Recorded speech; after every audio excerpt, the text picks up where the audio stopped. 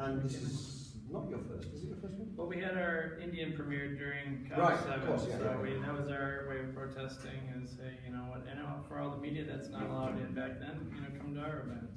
So you should explain, for the sake of the camera, probably more than anything, you're director of A Billion Lights, and have you managed to find anything out in your week here in Geneva? Yeah, well, I found a lot of things, and I think one of the reasons why I came here this week was, you know, I'd taken some time since the last movie, you know, and took some time away from that topic and kind of get my energy levels back up a little bit, you know, but then started to hear, you know, more of these things. You know, initially the thing was that, you know, vaping might be worse than smoking. You know, they had been saying these sort of things like, well, vapor, we don't know, there's metals, there's all these things, it's just the same as smoking. And the science has been very clear for years on that now. And I thought, you know what, okay, good, I think that they're done. You know, that this should be only a matter of time now. Now, but what's happening, what I've found is happening now is that, yes, vapor products are safer than smoking, but there's still nicotine. And so essentially they've just said, you know, our old fear of vaping being bad for you is now not the main issue, nicotine's the main issue. You know, and so I wanted to come here and see, you know, what was it like on the ground when you had all these people coming together, essentially, you know, making rules for a lot of the developing countries who don't have the resources to do a lot of their own rule making in science. They depend on the WHO, and so we wanted to see how open were they, you know, how transparent was this going to be. Also, you know, we had heard that there was going to be some protests, and we wanted to talk to the people that were being affected by these regulations and these rules that were being put in place. And yeah, it's definitely been eye-opening because, you know, they haven't learned anything in 2 years. And in some ways, there have been some countries apparently, you know, like Canada, for instance, was for transparency. So one country, you know, and maybe the EU sort of said a little something or another. But yeah, it doesn't appear much has changed. Media is still not allowed. It's a very dark cloud surrounding it. And, you know, if you want to fix corruption, you need to shine sunlight on something. You know, we need media in there. Yeah, to pretend like the tobacco companies aren't already in there is ridiculous because some of the countries own tobacco companies, or, of course, as we can imagine, there's people inside that are giving them information. So the situation is the users and the media, the ones who are being affected by it and the ones who are supposed to report back to everyone around the world who's affected by it, are not allowed to have, you know, information. And so for me, that's something where, you know, we came here this week to see what's it like, is there a need for more sunlight?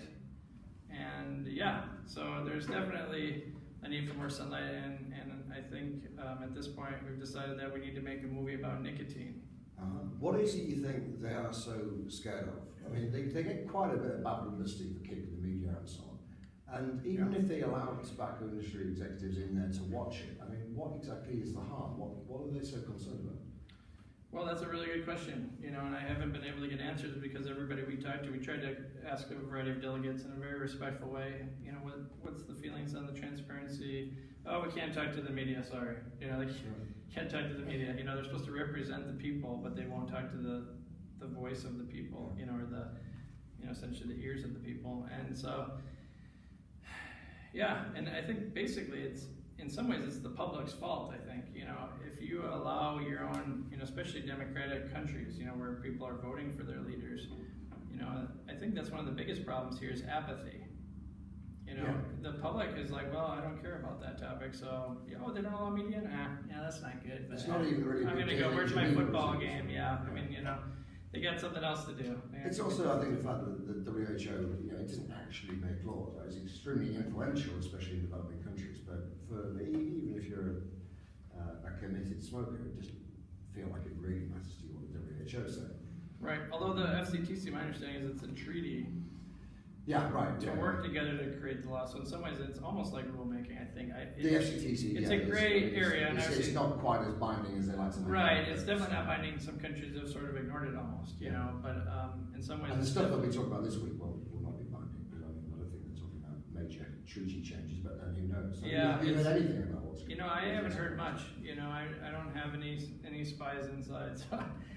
You know, what they put out, although they're broadcasting some small parts of the conference, and that's been interesting to watch, although, you know, the consumers group who were granted, were granted observer status by the UN were not allowed in, which was very odd.